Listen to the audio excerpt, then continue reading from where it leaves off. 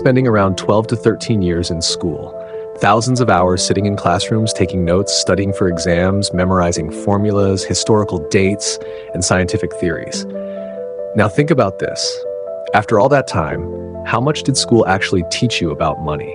Not just how to count money, but how to manage it, how to invest it, how to build wealth, how to avoid debt, how taxes work, how credit works, or how people actually become financially free. For most people, the honest answer is almost nothing. And that's strange, isn't it? Because money affects nearly every major decision in adult life. Where you live, what job you take, how much freedom you have, how stressed you are, and even your health and relationships. Yet one of the most important life skills is almost completely missing from the education system. So the question is, why? Why does school spend years teaching subjects most students will rarely use, but almost no time teaching how money actually works? To understand this, we need to look at what school was originally designed for. The modern school system that many countries use today was largely developed during the Industrial Revolution in the 18th and 19th centuries. At that time, factories were growing quickly, and societies needed large numbers of workers who could follow instructions, show up on time, and perform repetitive tasks. Schools were designed to prepare people for that environment. Think about the structure of school for a moment. You sit in rows. You follow a strict schedule. A bell tells you when to start and when to stop. You complete assignments given by an authority figure. You are evaluated based on standardized tests. And success often means doing exactly what you're told. This structure mirrors the structure of factory work. The goal was not necessarily to create entrepreneurs, investors, or independent thinkers. The goal was to create reliable employees who could fit into the economic system that already existed. And employees, generally speaking, are not required to deeply understand money. They earn a salary, pay their bills, and continue working. From the perspective of the system, that works just fine. But the world has changed dramatically since then. Today, people face financial decisions that previous generations never had to think about in the same way. Student loans, credit cards, retirement investments, mortgages, side businesses, digital assets, and complex tax systems. Yet the education system has not evolved nearly as quickly. Most schools still focus on academic subjects like mathematics, literature, history, and science. These subjects are important, of course. They help develop critical thinking and general knowledge. But financial education is often treated as optional, secondary, or completely ignored. Another reason schools rarely teach about money is that money itself can be considered a controversial topic. Discussions about wealth often connect to deeper questions about inequality, politics, and economic systems. Different families and cultures have very different views about money, spending, and success. Because of this, many education systems avoid the topic altogether. It feels safer to teach algebra than to teach investing. Also, the issue of teacher preparation. Most teachers are trained to teach academic subjects. A math teacher might be excellent at calculus or statistics, but may never have been trained in personal finance, investing, or entrepreneurship. So even if schools wanted to teach financial education more deeply, many teachers simply haven't been trained for it. But perhaps the most important reason is this: financial independence changes the way people interact with the system. When people understand money deeply, they begin asking different questions. Instead of asking, "What job should I get?" they might ask, "How can I build assets that generate income?" Instead of asking, "How can I earn more?" they might ask, "How can my money work for me?" Instead of spending their entire life trading time for money, they start thinking about ownership, investments, and long-term wealth building. And that shift in thinking can be powerful.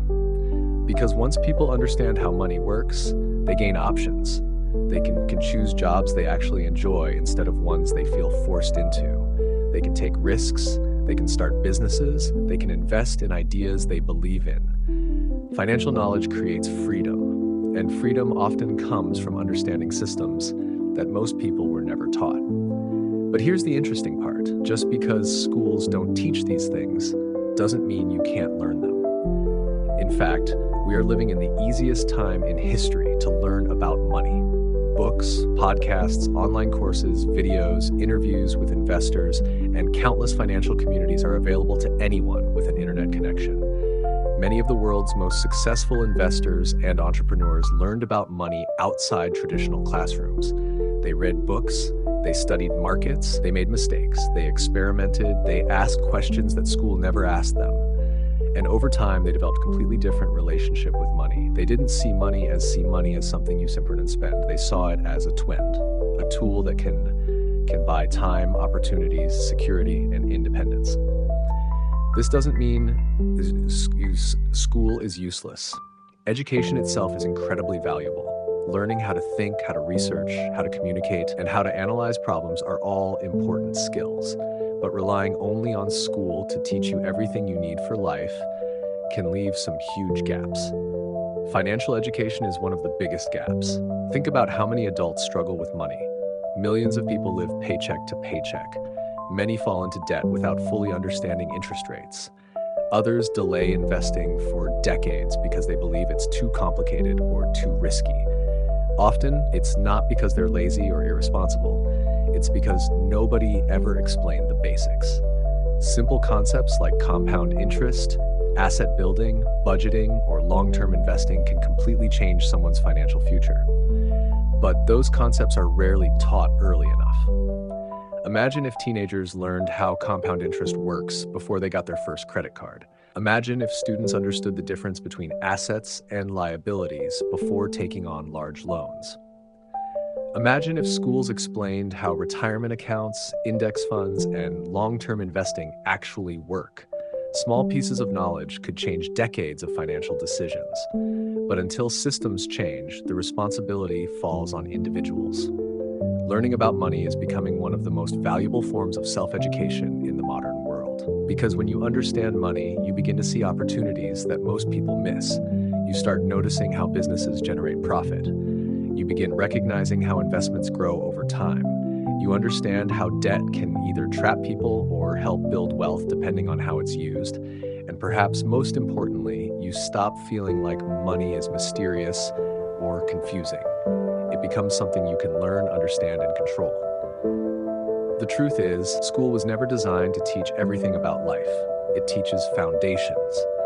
But the rest of the education, especially about money, often has to come from curiosity, self-study, and real-world experience. So if school didn't teach you about money, you're not behind. You're just at the starting line of a different kind of education, one that most people eventually realize they need. And the moment you start learning how money actually works, you begin to see the world very differently. Because money isn't just about numbers, it's about choices, it's about freedom. And understanding it might be one of the most important lessons no classroom ever taught.